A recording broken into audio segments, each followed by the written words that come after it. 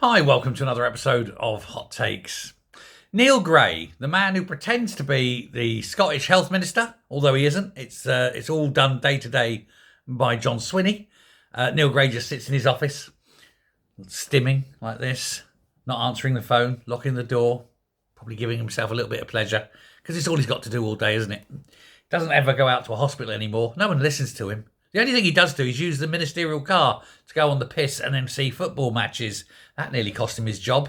He's apparently stopped doing it, but evidence is that he hasn't. But hey, never mind. But on Friday, he was forced to give, yesterday, he was forced to give a speech, a closing end-of-term speech to a committee. And he did. And so he was sitting there and he was boasting about, oh, well, thanks to him personally now, remember, him personally, because he's got to big himself up because he's such an inadequate twonk, that he personally has secured the future of independent Scottish hospices by ensuring they get a share of the £5 million that he fought for. Everybody in that meeting then just sat back, looked at him and went, what? Because it turns out that what he's just said was, well, I don't know how to put a lie. Bullshit. Bollocks. It was not true. He uttered falsehoods. Because, first of all, it wasn't his decision. Second of all, he didn't even come up with the idea.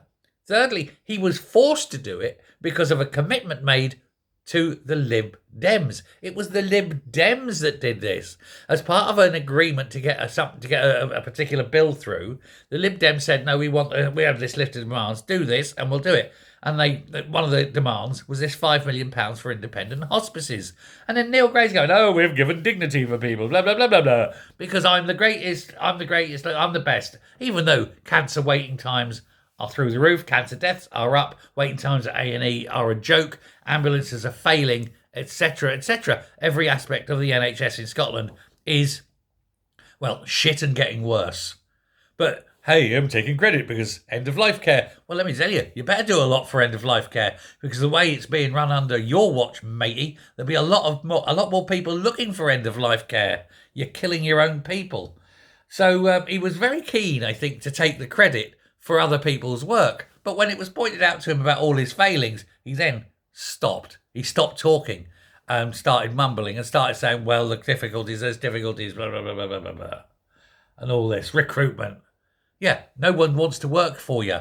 Nobody wants to work in the Scottish NHS because the money's shit, the tax is high, and the violence in the hospitals is no joke. So, yeah, you do have a problem, mate, and you're the cause of the problem. But there we go. Such an inadequate, sad, nothing burger of a man, and he has to big himself up by stealing other people's glory. I bet he's the sort that would sit there on Remembrance Day making tinfoil medals just to make it look, oh, I've done all this, I've done all this.